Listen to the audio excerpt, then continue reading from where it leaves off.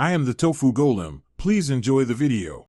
Start by signing into Google Cloud Console with your account and project. Enable the Maps JavaScript API and other required APIs for Maps display. Create an API key in Credentials and copy it to a secure note for development.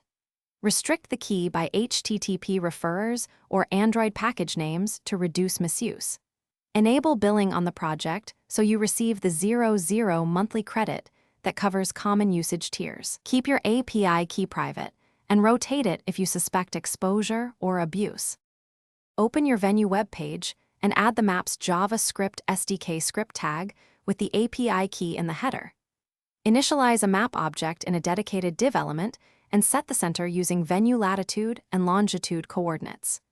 Choose an integer zoom level that matches the Venue detail, typically between 15 and 18 for building level detail.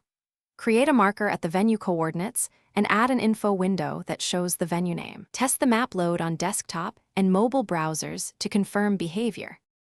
After embedding, apply API key restrictions such as HTTP referrers and API limits in Cloud Console.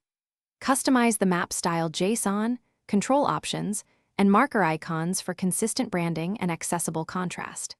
Implement error handling that shows fallback directions link if the map fails to load.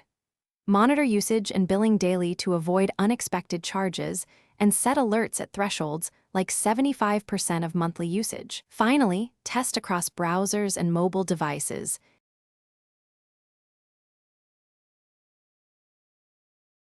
Thanks for watching. Consider subscribing if we helped you today.